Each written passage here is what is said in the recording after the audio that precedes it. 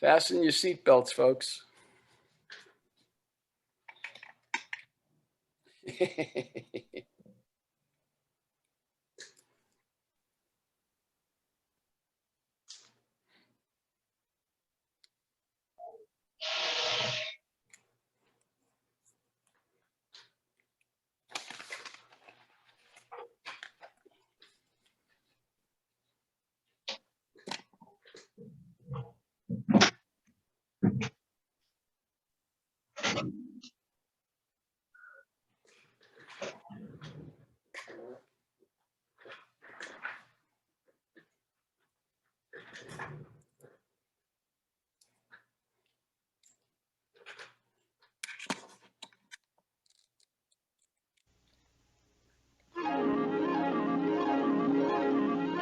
The following program is brought to you in living color on NBC.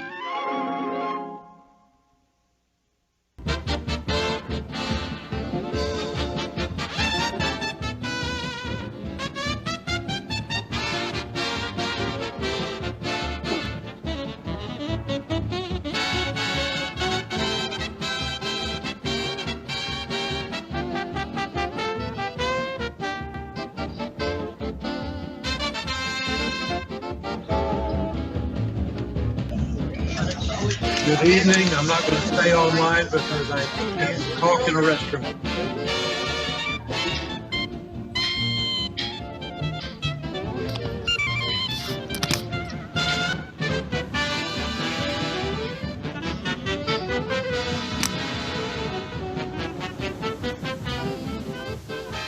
And now, ladies and gentlemen, here.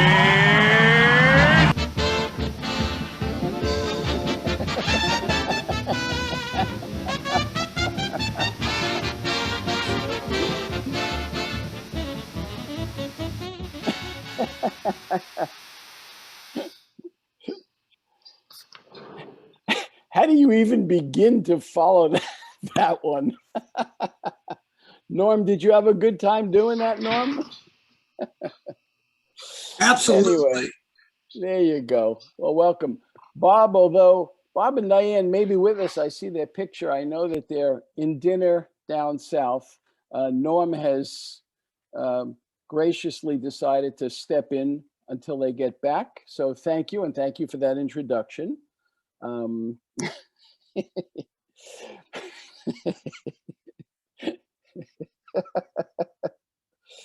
Okay. Oh, you deserve it, Michael. Not so modest. That one is just too funny. He said he wasn't going to show it to me, and now I know why. Okay, Broken Mirrors, 2018. I had mentioned a few weeks ago, we were going to see something with Shira Haas. Shira Haas is sort of, at the moment, one of, if not the leading young actress in Israel. Those of you, I'm sure, know her from Shtisel, from Unorthodox. She does a lot of work filling the void. And is an award-winning actress. This film was actually up for 2 Ophir Awards for Best Screenplay and Best Actress. Interesting thing is that it was written and actually directed by 2 young men, friends. One comes from the sound department and one comes from cinematography. And this is their first feature. The 2 of them decided to write it together and do it together.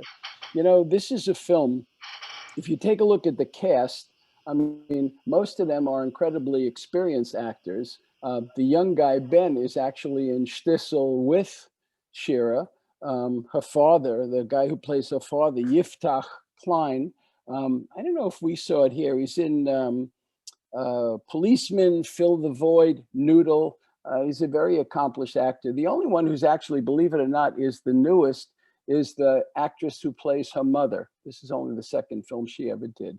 The filmmakers wanted to make a movie about guilt, about shame, about legacy, about the relationship between the father and the daughter.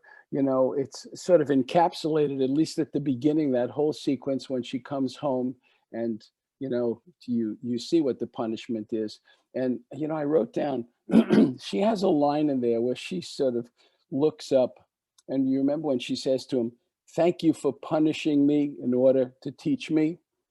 It's a chilling line. It really is. That sort of sets the tone. Later on, after you see the accident with her mother, he says, "I'm not going to punish you." And she says, basically, she'll do it herself. And you see what follows, getting in the car with the soldiers, Sitan, in that room and trying to seduce him, and sort of embarrassing him and herself, locking herself in the cooler, stepping into the trap, the animal trap, and then ultimately being, in the back of the car near the very end. So, her punishment is incredibly worse than her crime. The flip side of that is it's sort of an interesting Giora, her father in this particular piece. You see him at the beginning, and it's hard to even watch it. It's so painful, the position that he takes. The 1 minute to stay outside all night. And then ultimately you see his dreams and his shame and guilt and what he's been walking around with.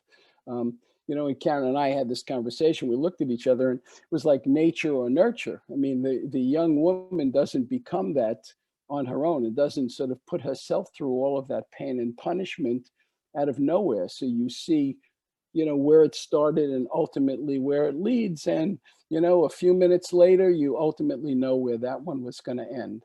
So, I thought it's an interesting movie. Just to me, it was about legacy. The whole thing about teenagers. Most of us are parents here, and how hard it is with teenagers on a good day. The scene with grandma, you remember that whole thing about eating, throwing the food in the garbage, grandma does it again, boom, the kid shatters the plate. So, I mean, you see that sort of defiant behavior, just sort of pushing the limits, and how much pain the girl is really in. I mean, that's the other piece of this thing. If you take a look at her, I mean, I think a lot of it is the look on her face. If you think about it, the dialogue is relatively sparse in this film. It's not an overly talky movie. It's really following her, and you see what she's got going on inside. Shira Haas is 26. She's playing a kid, probably, 8 years younger than she is. But, she's sort of physically a small young woman. And so she can sort of play it and move through it. It's a popular film in Israel. There was some pushback on it. But again, the Israelis are certainly willing to examine their own behavior. And, you saw ultimately what the difference 1 minute made with her father and Ben's father, and the loss of a life. And he had to live with the shame. How he dealt with it, you saw in his own nightmares. He was sitting in the car and ultimately going into that house, or knocking on the door at the very end and taking off his jacket, which is an interesting gesture. He wasn't coming in as a military man. He was just coming in as, a man to try to ask for forgiveness along the way. So having said that, let's sort of open it up. I know it's a controversial and a really interesting film. Painful in some places to watch, clearly, and it was meant to be. I think that was the choice the filmmakers made. They wanted you to feel ultimately what this young woman put herself through. So, and certainly pushed along by Dad when the movie started. Anyway, having said that, let's see what we got. I could smell it. Who wants to go first? I'll go. Okay, Joel, go ahead. Hello, Joel. How you doing? Good, thank you, buddy. Thank you for this movie. It was brutal. It was really difficult to watch. Yes, it is painful. Absolutely. The scene in the car with the guys, all of the scenes where she's attempting to basically defile herself, you wanted to scream out, no, no, no. And the moment she threw up, I was about to. Right. It was really brutal, but they picked the absolute right actress for this. It was clear she was a comer when you saw her in Stiesel, which was 7 or 8 years ago, the original series. And nobody does anguish and anger like Shira Haas. She has a glare that would turn boiling water into ice cubes. And so the movie was extremely emotional, extremely painful, but on in another way, very easy to understand how she could come to this situation where she had so little regard for herself that she thought she didn't deserve anything, almost didn't deserve to live. Yeah. But And she was relentless in her push. she was You know. to the point, like I said, where every single encounter, it was extremely difficult to watch. You wanted to get in the movie and stop her. Yeah, exactly. Ben Absolutely. tried, actually. She had one character in there that really tried. That's true. And then you had to give Ben a lot of credit for just being who he was. And interestingly, if you looked at IMDb, he is the one that played the young bridegroom of Shira Haas in the last season of Cecil. Yeah, he's in Shtisel. Hanina. And they're also together in Fill the Void. I mean, they've worked together several times. There's obviously good chemistry. It's a sort of a small acting group. Yes, thank you for this movie. It was an experience. You're welcome. Yeah, and you're right. It's painful to watch. It really is. I mean, that's to the credit of the filmmakers. If you feel nothing, then why bother? I don't see how you can watch Shira Haas and feel nothing. She's right on the surface. I agree, although some may not feel that way. Okay. Hello, Miriam. Back to you, Norm. Okay, Miriam and Joe, go ahead. If you'll unmute. So the guilt piece of this, which is a huge piece, really reminded me of Yom Kippur and of, kind of thinking about what we've done during the year and trying to be forgiven. And I think that the hardest part of that sometimes, and we saw it in the character that Shira played, is to forgive yourself. And that I think it took 3 acts of God to literally to accomplish her, in the least way, forgiving herself and ending up with her mother and doing the kind of kindness that, given what her father had meted out to her, somebody would be hard pressed to find. Yeah. He also needs to forgive himself, is the other parallel story to this movie too. Well, also, he had done something in the past where he wasn't on time or he was late. And that's why his obsession with time, synchronizing watches, making his daughter, make the bed in a minute. He was totally obsessed with time because of the guilt that he felt over, not being on time. Yeah. And it happened to be Ben's father. Yeah. The coincidence is, movie magic of sorts, but yeah.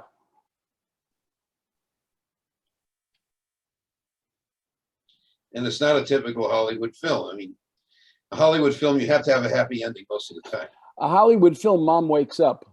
Right. Yep. Yeah. That's it. Mom moves her hand. Yeah. Right. Something. Yeah. No, this didn't go there, to its credit. Yeah. Okay. Okay, who would like to speak next? Go ahead, Laurel, unmute. Hi. If you remember the very beginning of the film where she was in the back of the truck pickup, where she was at her freest and where it was her freedom in the beginning, she was at it with abandon, riding in the car. I think it was the only time she ever smiled in the movie. It was, and she was very free then. Yeah. Being an actress, what I do for a living, sometimes it's hard to watch a film and take yourself away from watching the dynamic. She played everything very straight. I mean, technically I think about it and how Shira played, her emotions were not at all up and down. She played throughout the same, basically the same for me. She burned an even, just an even anger, an even inner anger and frustration. And she didn't have highs and lows with it. I just felt she was, unless somebody agrees with me or disagrees, it's okay, but that's how I saw her character. And I don't know if she was directed to do that or if it was her choice. So that's how I felt, but it was very difficult, like others, to watch this movie. It was so difficult. The most difficult part was actually for me was the very end, in that when that pervert was after her, and if Dad would get to her in time. Yeah.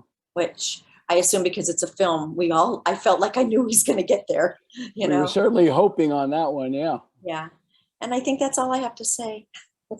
You know, two things you just reminded me. One Yeah. was, if you think about how the movie started, this movie, I had seen it previously, but this movie could have been a completely different film about the young girl and her friends and teenagers and rebellion. And, you know, if she had stayed at that party, there was a movie to be made that way. This wasn't that one.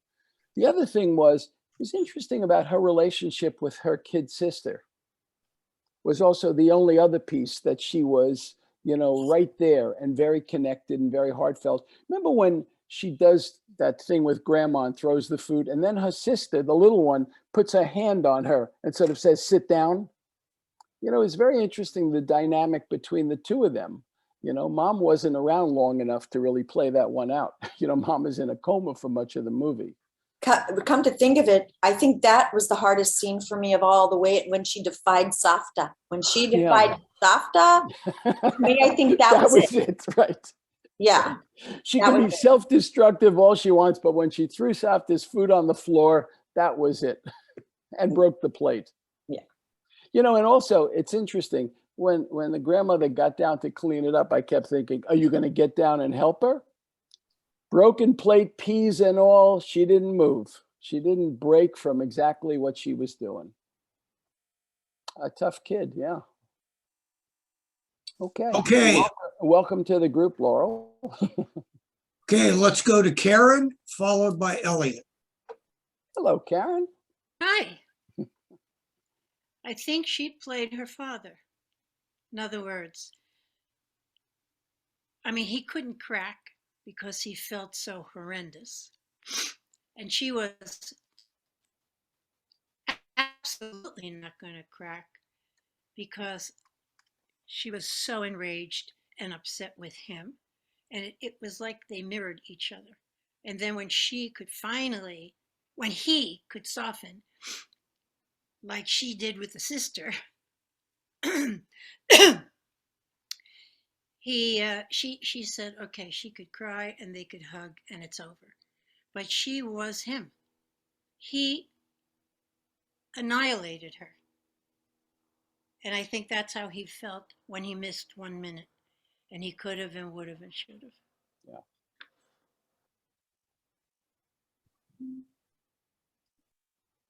I can't argue with this woman. I'm sorry, folks.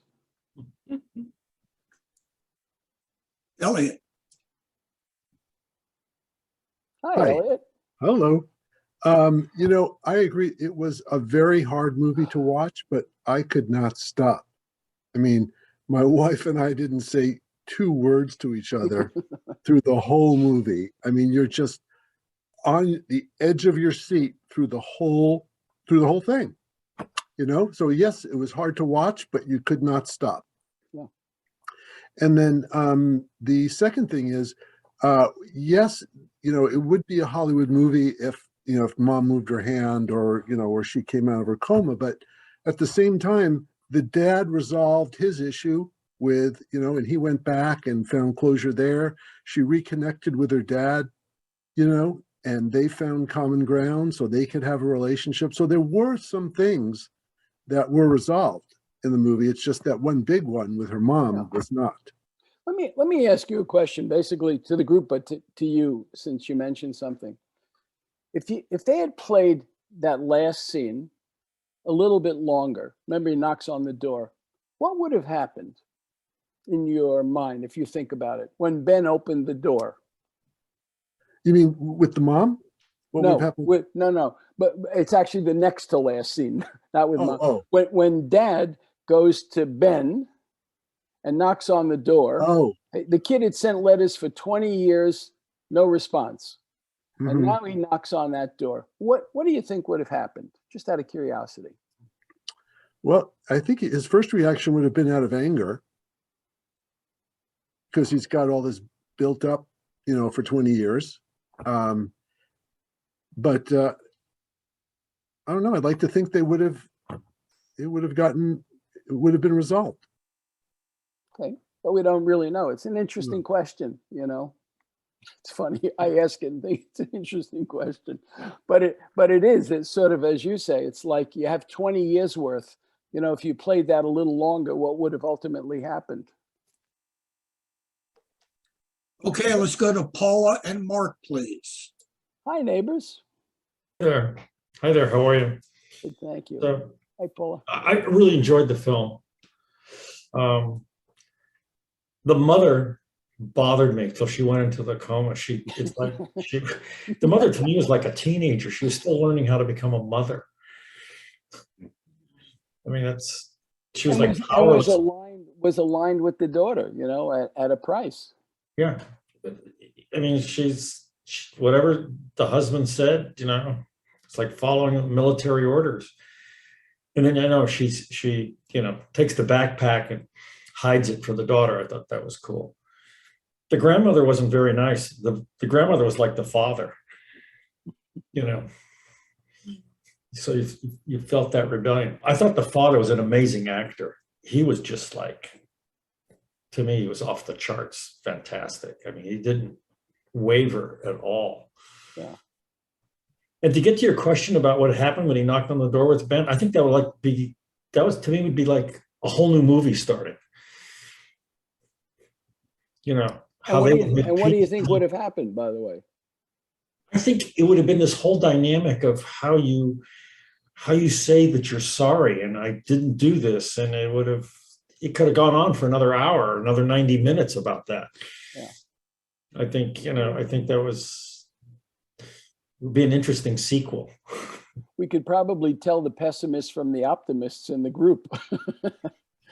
I mean, those of you who think Ben would slam the door. I don't think it would have.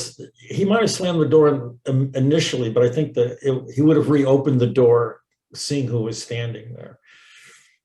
Yeah. And probably at some point wanted to hear the explanation from Giora, one way or the other. Yes. Okay. Yeah.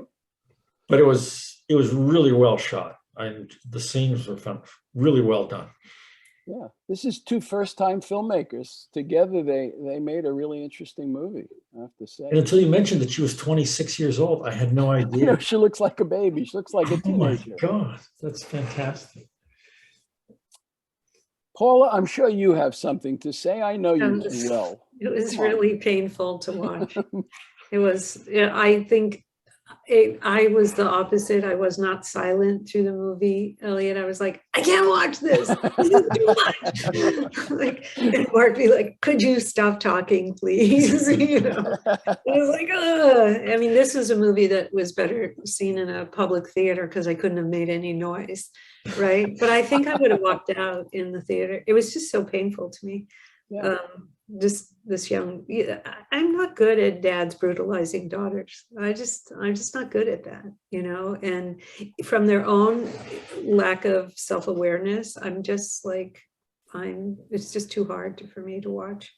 But sadly, this is not an isolated, moment.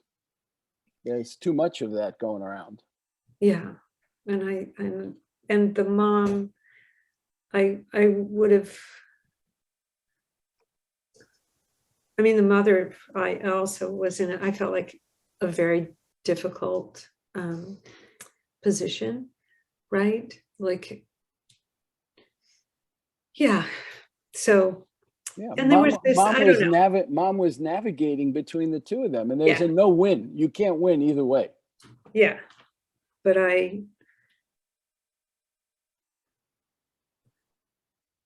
I think you just can't. Yeah, I think you have to intervene in cruelty, like as a mother, as a parent. You know, I think you just have to intervene. But I love Ben's memories of his father and the technology. The old, does this work? It's a tape recorder, and I thought that was so poignant and so sweet. And I did like that. And I also love watching the sisters. Ben was a very nicely written character and very well acted. It was likable from the very beginning when he's trying to get her out of the animal trap. Yeah. You know. Then he fixes her shoe and he's gluing the shoe. that, and taking off his shirt and sitting in there with her was interesting. That's what got her out of there. Yeah. You know, he's willing to sit there with her. Yeah. Yeah, her pain was so painful, I guess. Yeah, it really was. Yeah. Yeah, but what else? She was in Unorthodox, the one where she goes to Berlin, right? And Stissel. Yeah. I mean, she's in a lot of things. Probably another 1 or 2 movies that we've seen along the way also.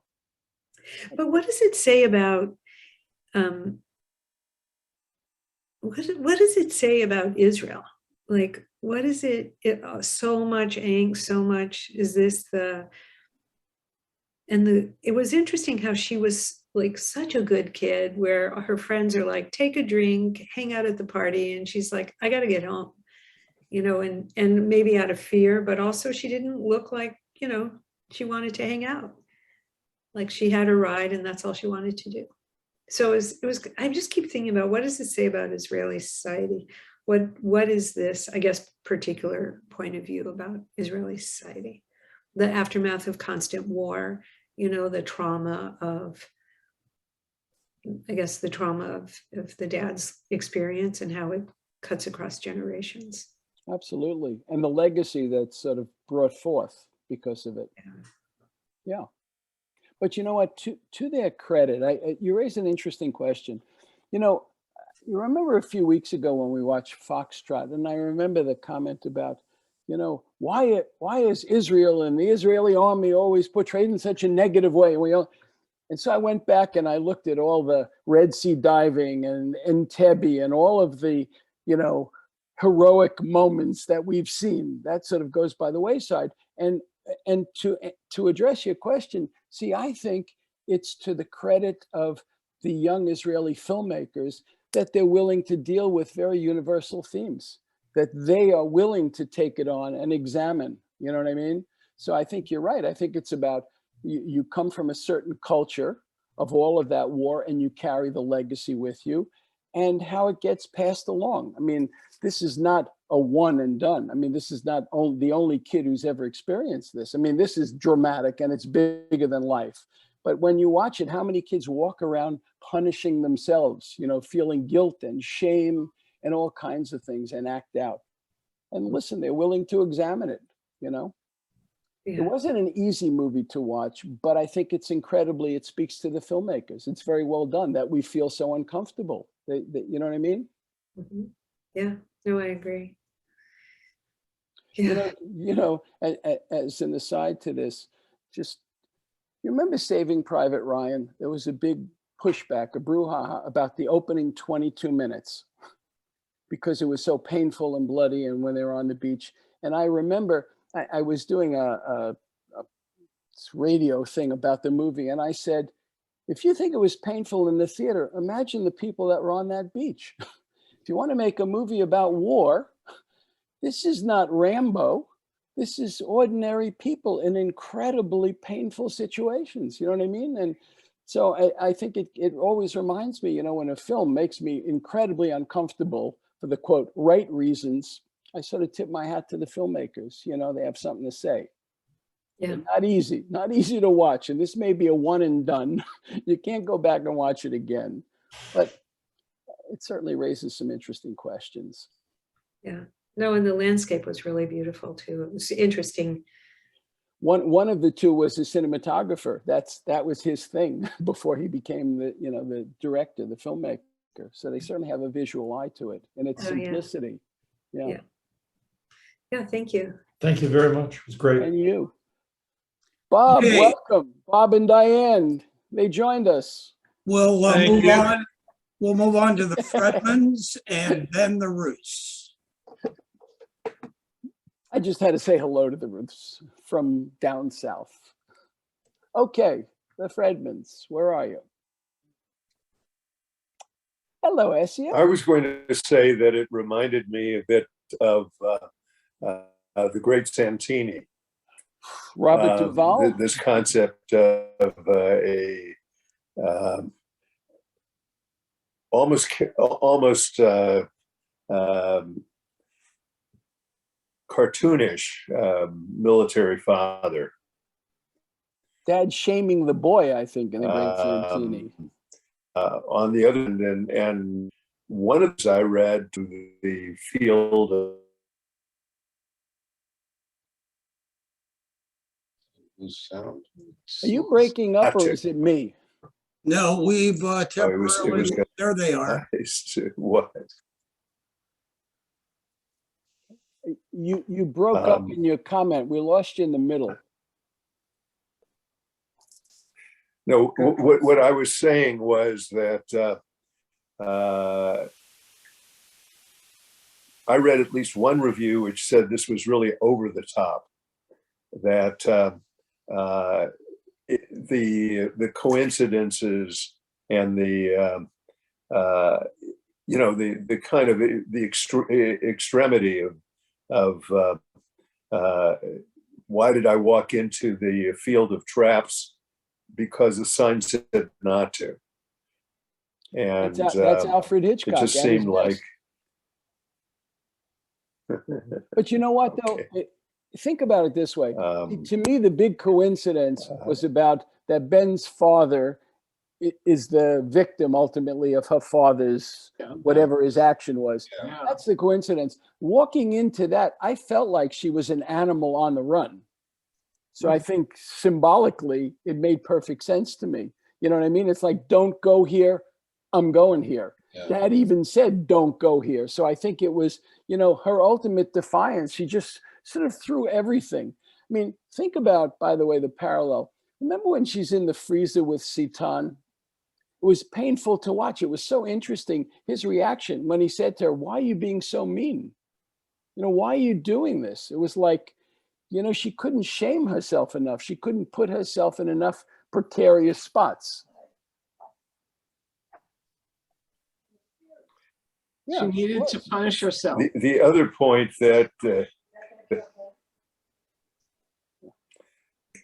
point that I found interesting was the notion that even when she tries to be a Lolita, she's not able to pull it off.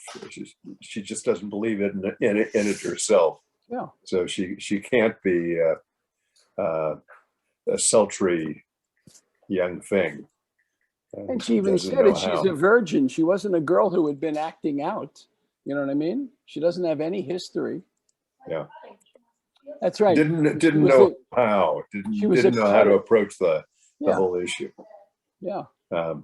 Anyway, I did think it was affecting, and I'm glad I saw it. Okay. Okay, let's, You wanna add? No, I Bob and guess you don't.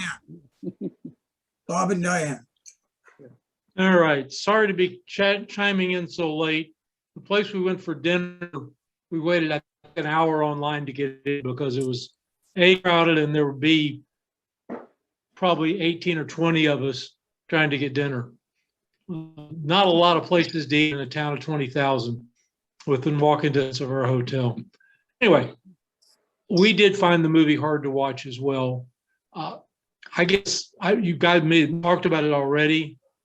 One of the questions I had at the very end was, did Shira, what was her name? Ariella? Is that what her name is? Ariella. Ariella.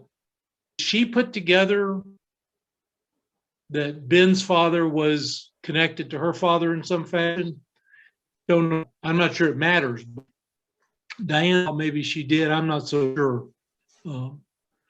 But that just something else again. It just, she didn't know what her father, had her father told her what had happened No, at that point? no, He it had. was only, That was later. That was a reconciliation. yes, it was in his nightmare, she was sitting in the truck, remember, with him Right, on one of those, but that's his nightmare. right. And the other question, again, may have discussed it already, right there at the end, when she's in the van trying to get herself raped, did he call her and she picked up, or did she call him and then mute herself or mute the sound coming from him so that he could hear? And was that to embarrass her father somehow? That's what it seemed like to me. It might have been. Yeah. It Maybe also her could own, have maybe been, her own ambivalence also. you know, and of course, it also was, if she thought about it, I don't know that she would have been a way for her to make sure he could find her. Because, you know, did anybody know what his actual rank was? 3 stars on the epaulettes, but I don't know what rank that is in the Israeli army. But it seemed like it was high enough up that he obviously could call in a favor and find out where her cell phone was last located. And presumably when it came back on, he could find out where it was now. Now you're bringing logic to it, Bob. I know. Very dangerous thing to do. Yeah, I understand. Well, and you would have had to realize that was a possibility, which, you know, I'm sure what was she supposed to be, 16 or so? Yeah. She would not think about. Diane, anything? Other than I found it very uncomfortable to watch. I had trouble sleeping after watching it, trying to process it. And I was trying to figure out, was this based on historical fiction, truth? Historical fiction. Okay, so then that was my suspicion. Yeah. Yeah. And then the question was, why this story? Why this story? I think that. Why this story? Why this story? You know, I think one, we'd have to ask the two filmmakers directly, but I think to them, this was a story about, you know, the legacy of Dad's trauma passed along in a different variation to his child, to his children, and ultimately how it gets played out, you know. Because, you know, if you just follow Ariella's story, it's as if it's all about her. Mm-hmm. But I think we have the ability to see it started with him long before she came into the picture. Actually, 20 years before, she wasn't even born yet. Yeah. So, you know what I mean? The story started someplace else. That's a story these two guys wanted to tell. You know, I think all of us would agree on one level. It was painful to watch. It was. It was meant to be. If she went through that pain, we lived it with her. We went on that trip with her in all of the incarnations, and she was relentless. She was relentless till that very last moment. Yeah. Yeah, I was Thank you. I was glad to know that she was as old as she was. The actress is as old as she was, playing the character. A 16-year-old is not playing that part for many reasons, legal and otherwise. But even 18 or 19-year-old, most of them wouldn't have the maturity to handle the Listen, she's a very accomplished actress, and this is not an easy spot to play. You know, it's a very sort of unlikable. No, they didn't say how old she is. No, they didn't. Anyway, thank you so much. We'll get off. The implication, Elliot, is she's about 16. Elliot, did you hear what I said? No, I'm sorry. What, Michael? That she's about 16. Yeah, I know she's 16 in the movie. Oh, yeah, she's 26 in real life. Oh, okay. Or she was when she filmed it. Okay. I'll jump in here until somebody else lets me know they want to talk. So first of all, I thought it was incredibly effective, as you mentioned, Michael, that in the second dream that the Shira Haas character is in the truck with him. That kind of, got me to jump up for a moment. And then possibly to answer Bob's question or concern, initially he was able to generally find her area because he got the coordinates of the phone.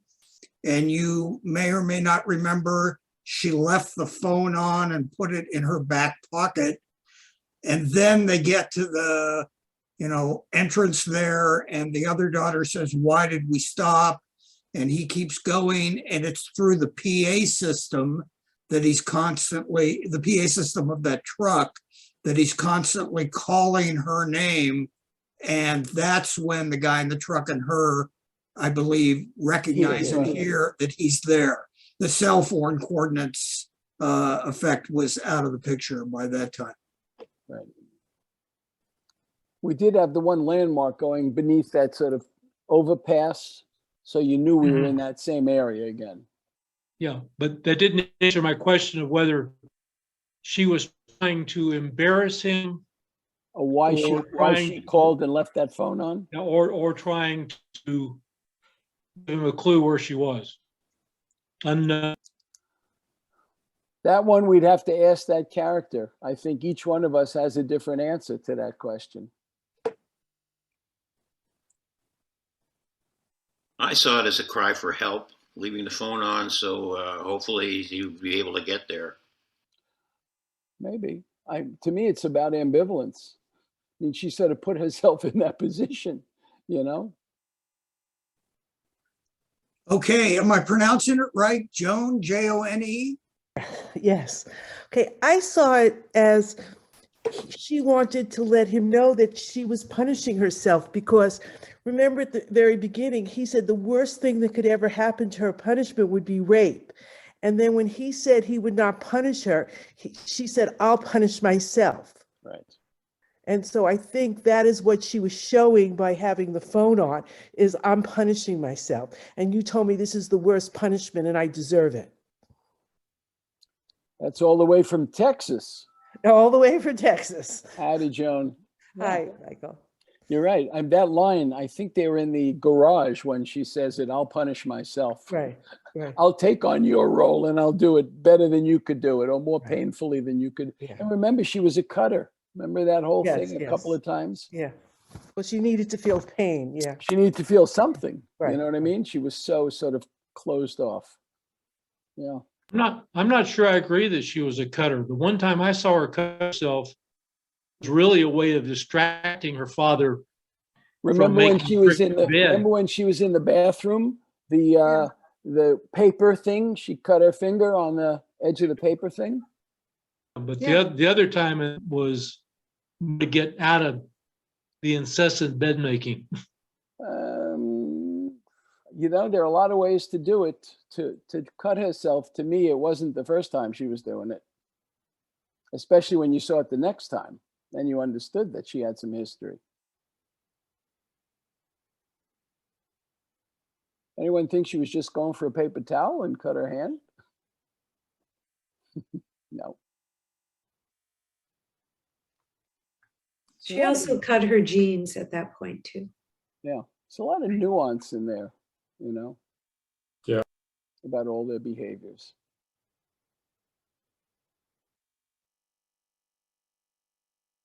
Okay, anybody else would like to contribute? Go ahead, Susan and Howard, unmute yourself.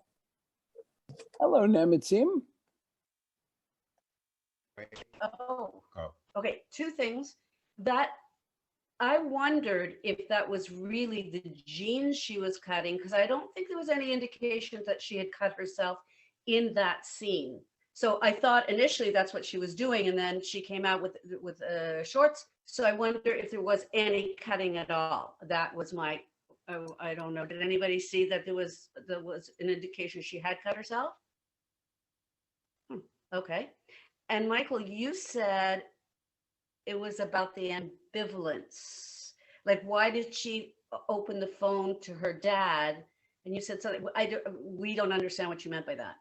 Please. Well, to me, I think she was torn. I think Joan's comment about, Dad at the very beginning said, if you go out you know, in these shorts or whatever it is, you're going to be attacked and you're going to be raped. And that's what's going to ultimately happen to you. And I think when he sort of took himself out of the equation, she carried that punishment to its ultimate end or close to it.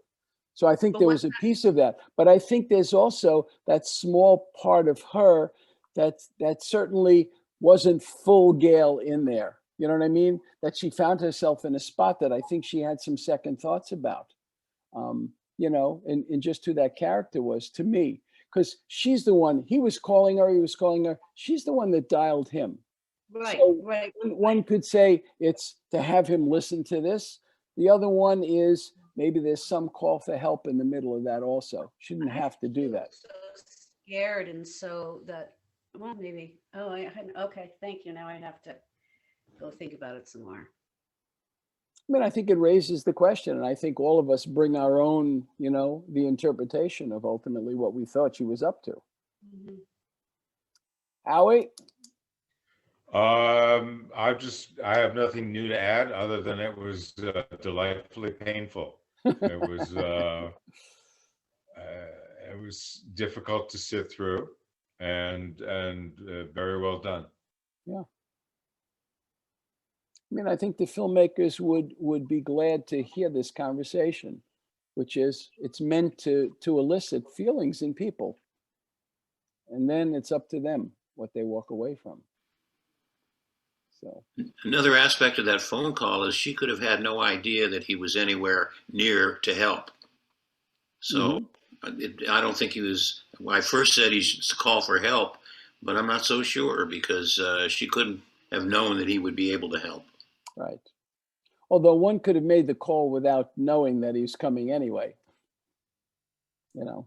That's what you did. Yeah.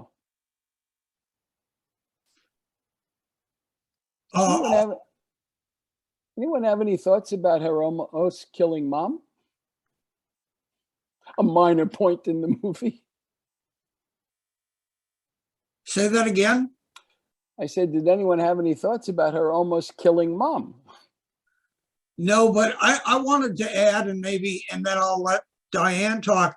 I thought it was interesting that in a way she abandoned her mother by staying away like this.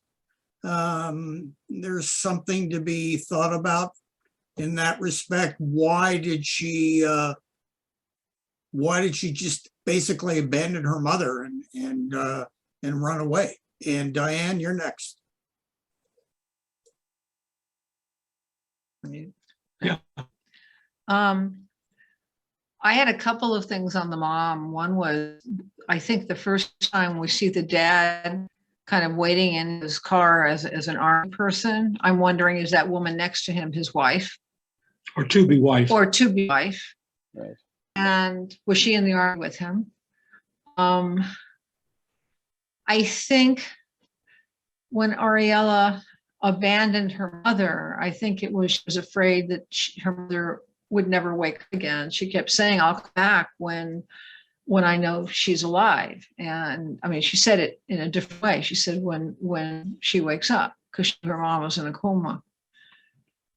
I think that it frightened and shocked her that the accident happened. And she felt like it was her fault. Wonderful. Well, yes, but the question is, should she have been allowed underage to get behind the wheel of a car in a place that could have been dangerous, which clearly was dangerous? Yeah. But I think just like she couldn't wait to leave home because her father, I think she left because she was afraid of confronting the reality of harming her mother and the possibility her mother could die. Yeah. So, I mean, that's just sort of what I saw. And I think she was so traumatized because I think she also felt abandoned a little bit by her mother because her mother didn't defend her or protect her against her father. Mm-hmm. Yeah. Think of another one. How could she be by her mother's side when her father's there? That just would have been even more painful, I think. to be in her father's presence at the same time. And Oh, she, and or how about looking down at the bed and thinking it's her foot that slipped off one pedal and hit the other? yeah, I mean, it was an accident, obviously.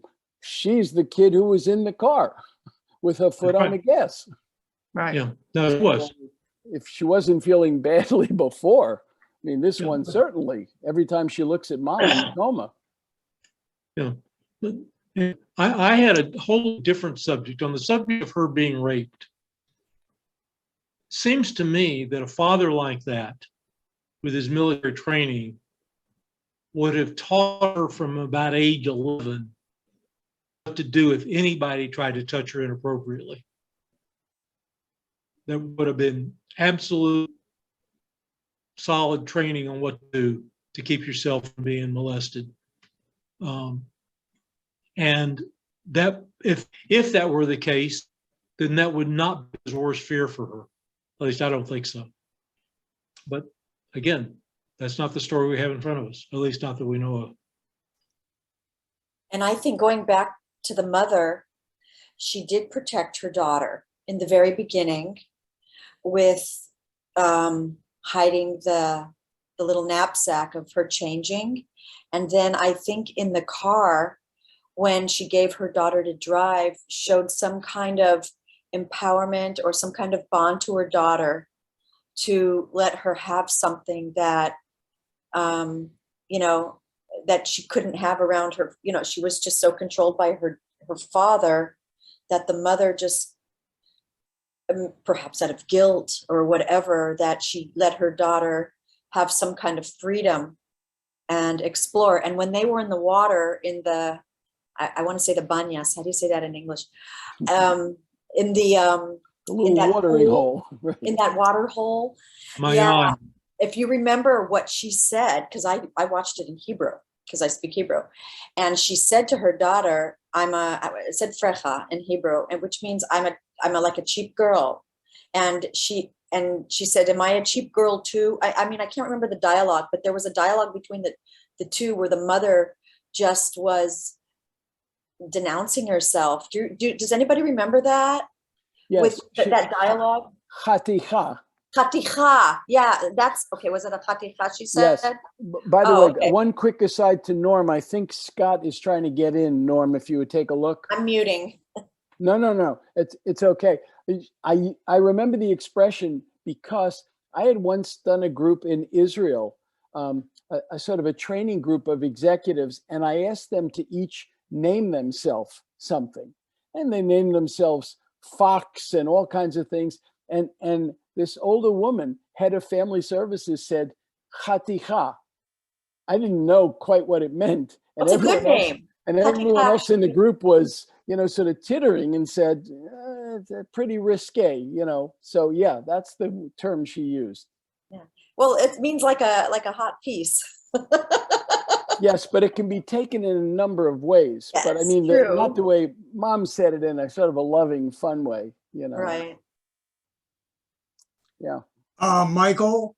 Yes. First of all, I get notifications if somebody's trying to get in, and I'm not getting one. So I got a note. It said from Scott Goldner, is someone in charge of letting us in? Let me just write back, yes.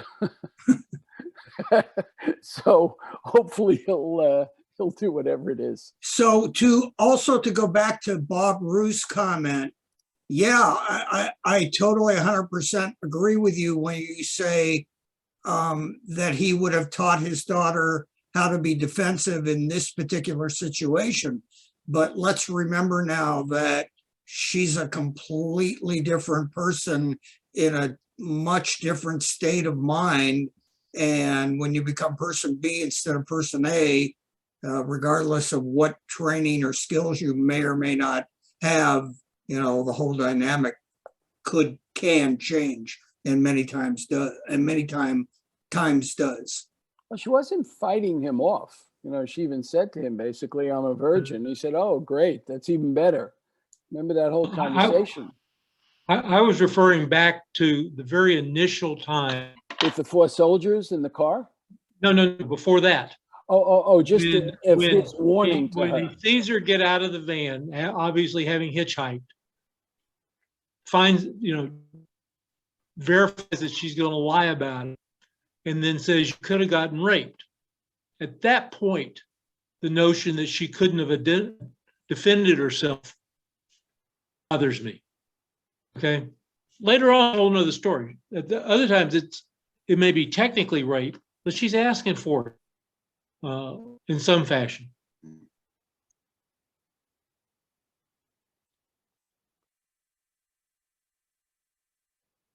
I think his comment, by the way, is as much, look at you in those sort of short shorts and those very cut down jeans, hitchhiking in the middle of the night. It's dangerous. I mean, he could have certainly said it that way. And I think we've all said it to our kids. It's dangerous. They, of course, say it's a fashion statement these days. Yeah, and we found out later in the movie why it was dangerous.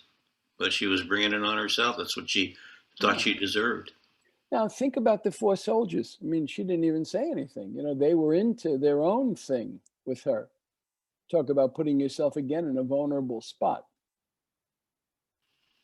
And she took her own shirt off when they weren't really asking her to. They were just kind of playing with her, and she went for it, much to their surprise.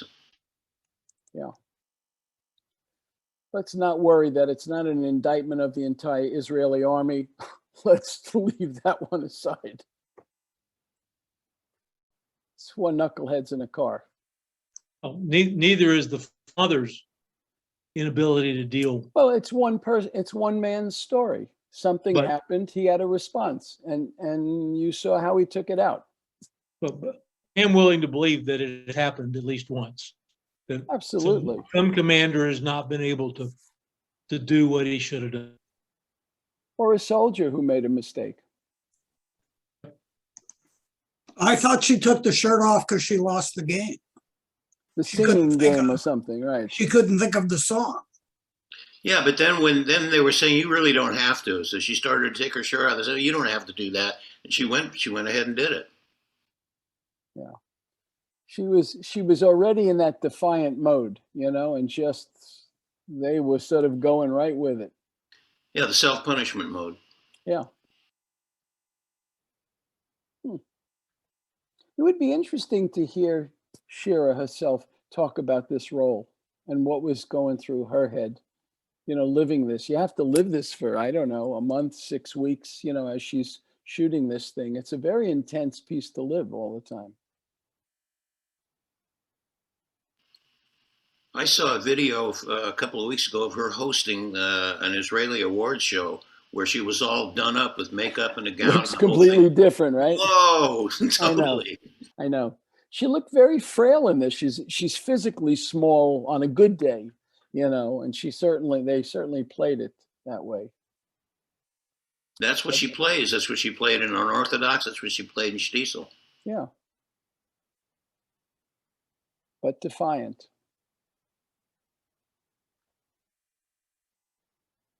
All righty. Anybody else? Any other thoughts on this one? Hi, Essia. Got to unmute. Okay. Hi, everybody. I was just wondering if you would spend just a little bit of time talking about some of the foreign films that are coming up for the Oscars.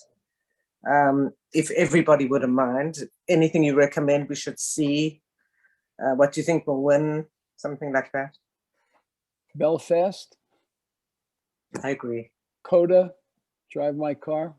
Drive My Car is fantastic, by the way. Yeah. Fabulous movie. I can't say I've seen all of the foreign films, but those certainly, yeah, those are. Have really you seen The Worst Person in the World? No. Has There's some bad jokes on that one, but no, I'm not going in. I haven't seen the film. I have a new favorite Holocaust movie that I've been blown away by. Which is? And it's called Persian Lessons, and I recommend it highly.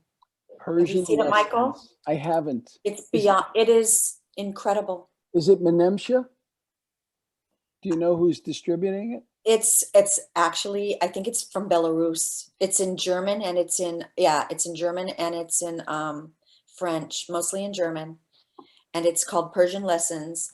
It's in every festival and it's a feature narrative. Persian Lessons. Please watch, please. And maybe we can even discuss it if it's just, I don't know. I want to know what everybody thinks. Okay, it's a good one. we have to see if we can get it first. You know, they need Oh, right. distribution before. See, when you see it at the festival, you're lucky in that sense. You know, it needs distribution, and then we can watch it. Right now, I'll tell you where you can watch it. I think it costs like $8. It's playing at the Boca Raton Jewish Film Festival. My film was in there too, and I caught it, and it's playing virtually. So Interesting, at the Boca Film Festival. the Boca Raton International Jewish Film Festival is playing, I think, just until the mid-April. It's a little bit of a drive for us. I was going to say, do we have to be at the theater to see No, it's it? playing virtual. No, I know. We're teasing you, Laura. Okay, sorry, I'm slow. It's 11 o'clock here. It's 11:30. No, we figured that much. Thank you. Hi, Diane.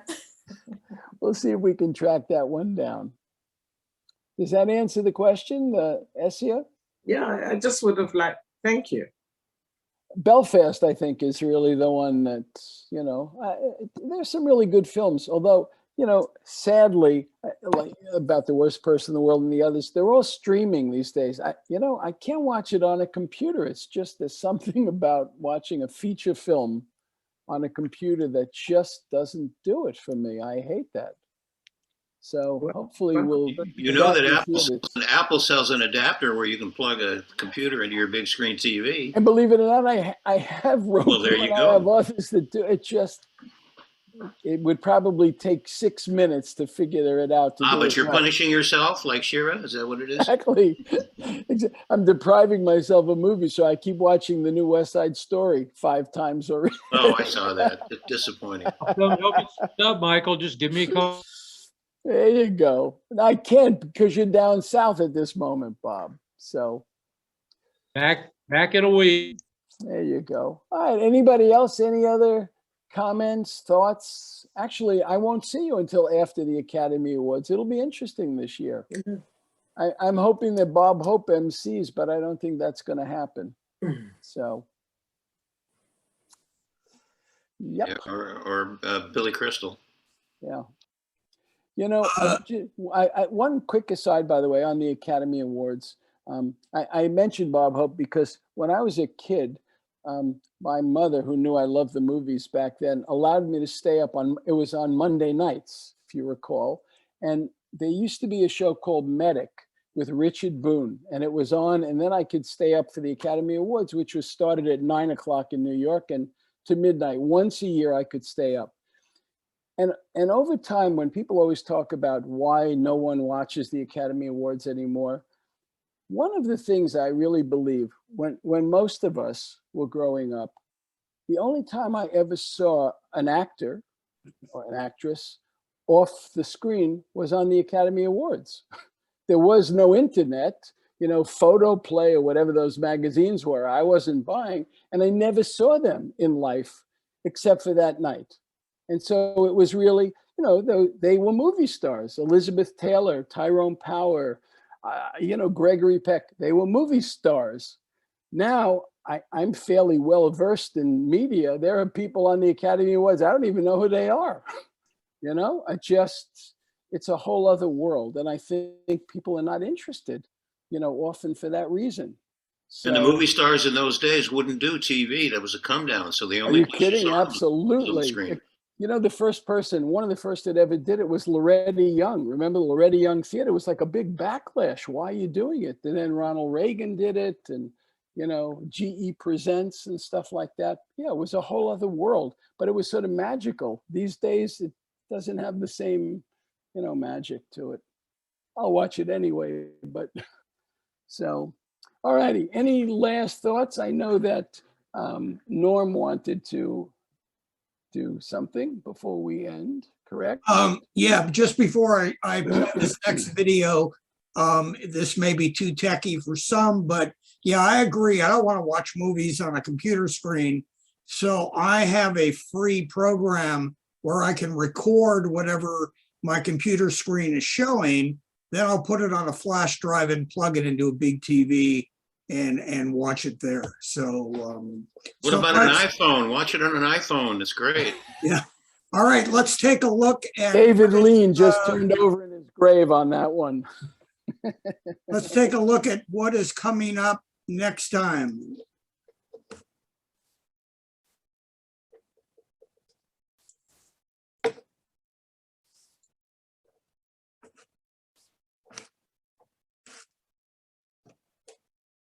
If I were a rich man. The very first review from Variety, there are no memorable songs in this musical. All day long I People were crying in the dressing room. I remember thinking, oh God, I'm gonna be out of work in a couple of months. Someone sent me a book by Shalom Aleichem, and we thought there was a musical in it. You want to do a musical about a bunch of old Jews in Russia going through a pogrom? I mean, what, are you out of your mind? I said Jerry Robbins should do it. What Jerry did with West Side Story was a huge accomplishment. Jerry is the only genius I've ever met. I was trying to realize what Shalom Aleichem had written, but inevitably, what was happening in the world had to affect the way I felt and the way I thought. When you are a young adult, you see yourself as one of the daughters who's trying to break out into the world. As a parent, you see the show completely differently. Huddle! Oh, Huddle! Have I made a match for you? He's handsome. He's young. All right, he's 62. Matchmaker, matchmaker, plan me no plans. I said there's one enormous problem of me directing the film. What would you say if I told you I was a goy? And there was absolute silence. Norman Jewison is a goy? I'm Puerto Rican. My wife is Dominican and Austrian. There's maybe 2 Jewish members of that whole wedding party.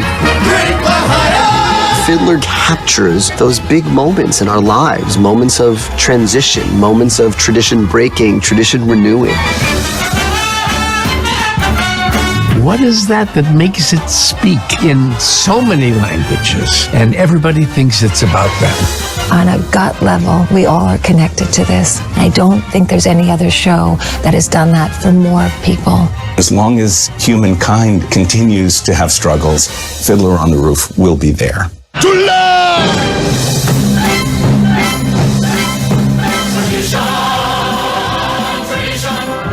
Tradition.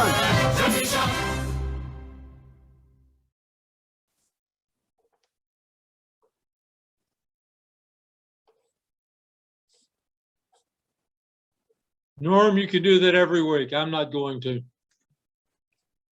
I like that, Norm. It was really good. Thank you. Gives us a good preview. You're muted, Michael. 2 weeks from now, we have a date with Fiddler. You saw the preview. It's upbeat. I promise you, different from tonight in its own way.